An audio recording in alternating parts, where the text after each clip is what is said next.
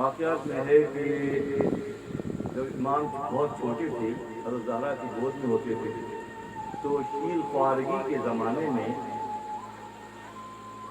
امام صلی اللہ علیہ وسلم جب بچے روتے تھے تو مولا حضرت احمد مصطفیٰ محمد مصطفیٰ صلی اللہ علیہ وسلم غمگین ہو جاتے تھے اور آتے تھے بھاگ کر فوراً، کہتے زہرا اس کو مت رونے دیا کرو، اس کے رونے سے مجھے دکھ ہوتا ہے، اس کے رونے سے ذہن رکھتے ہیں۔ اور نبی صلی اللہ علیہ وسلم ان کے حلقوم مبارک کو امام حسین صلی اللہ علیہ وسلم کے اس جہاز کو حلقہ حلقوم کہتے ہیں، گلا کہتے ہیں، اس کو چوما کرتے تھے، پیار کیا کرتے تھے۔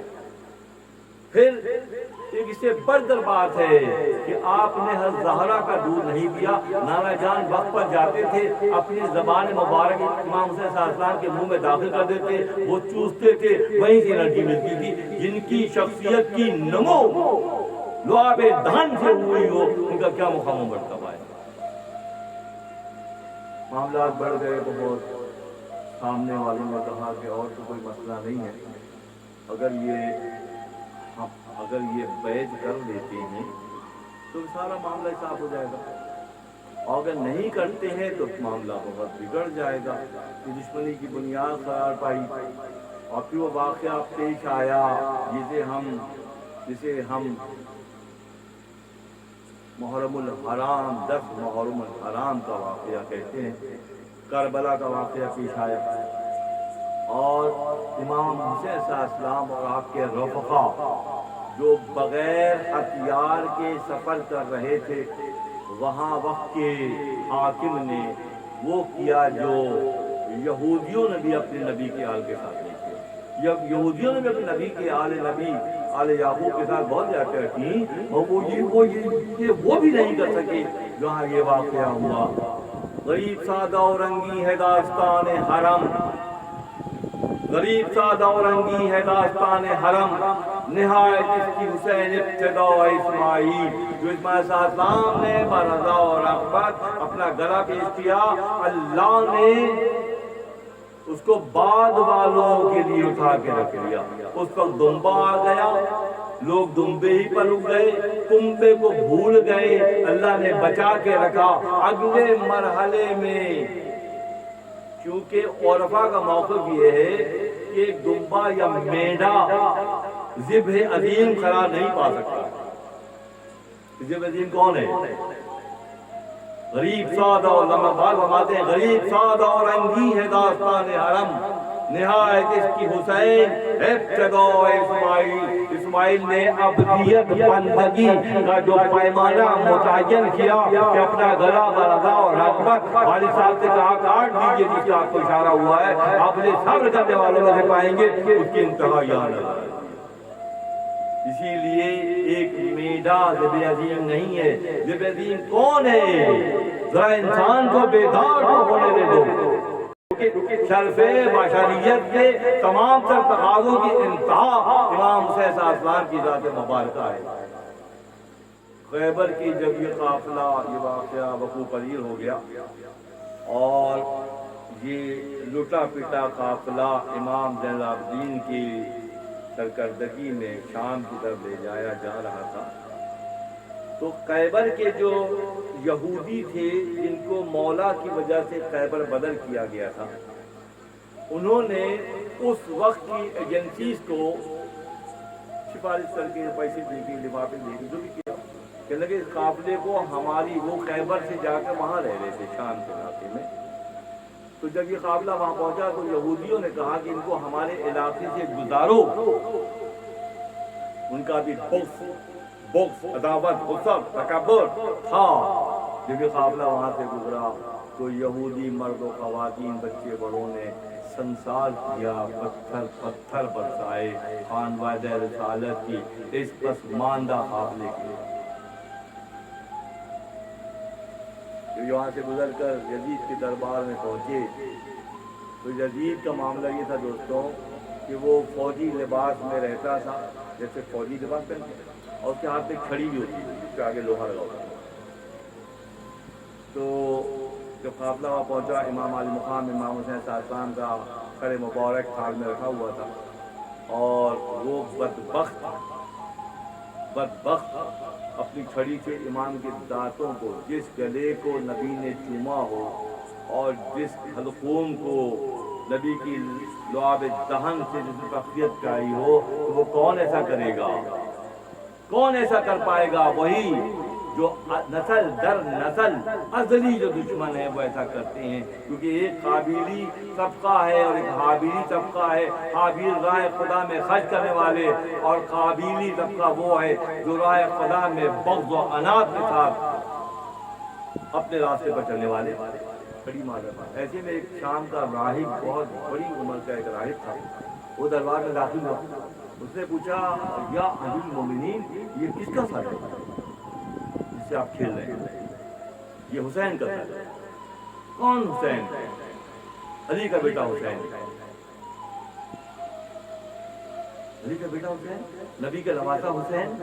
ہاں، آپ نے انہیں خط کروا دیا؟ ہاں، یہ سلطنت کا باقی تھا، ہماری حکومت کا باقی تھا، ہم نے خط کروا دیا۔ انہوں نے آپ سے بیعت نہیں کی، اس لیے خط کروا دیا؟ ہاں۔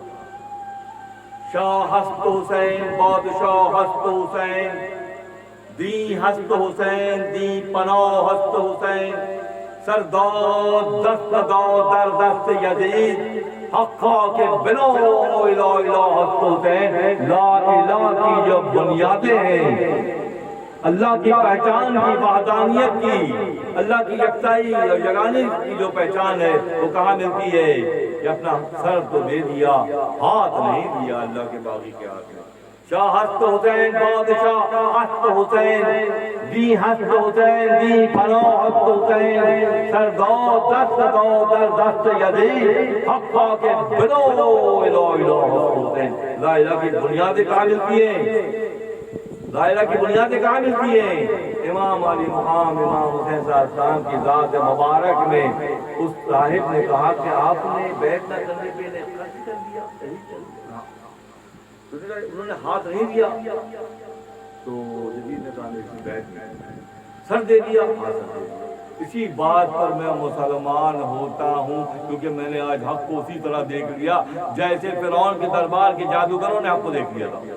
حق کو پہچان گیا، حق یہاں ہے، حال میں حق ہے، حال میں حق ہے، اور تخت پر کون ہے؟ اللہ کا باغی بیٹھا ہے۔ نے کہا میں مسلمان ہوتا ہوں۔ جیسے اس نے راہب نے مسلمان ہونے کا اعلان کیا تو یزید نے دربار کے جلاد کو بلایا۔ اب تک یہ ذمہ تھا، ٹیکس دے کر ہمارے معاشرے میں رہتا تھا، اس کی حفاظت ہم پر واجب تھی اسلامی شریعت کے اعتبار سے۔ اب یہ مسلمان ہو گیا ہے، اس کی گردن مار دو، اس کو جو ہے وہ فارغ کر دو۔ اس طرح کے واقعات اگر دوستوں میں بیان کروں تو کوئی رات کم ہے۔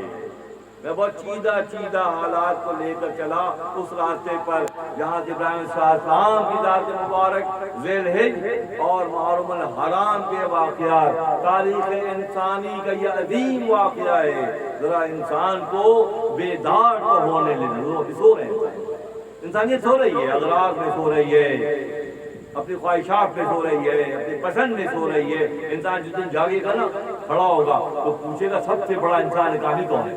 سب سے بڑا انسان کامل کون ہے؟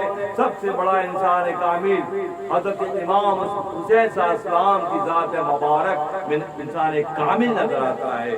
اللہ کی تخلیق نظر آتی ہے، اللہ کی خلاقی نظر آتی ہے، اللہ کی کردار میں عبدیت نظر آتی ہے، بندگی نظر آتی ہے، اپنی حیثیت کو پہچان کر خدا کو پہچاننے کا حق ادا کرنے والی ذات نظر آتی ہے۔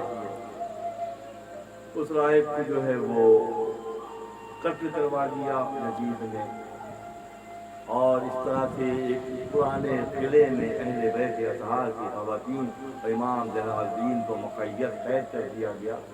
وہاں سے پورے دن روزے اور پوری رات دیا زاری اور آؤ بکاؤ۔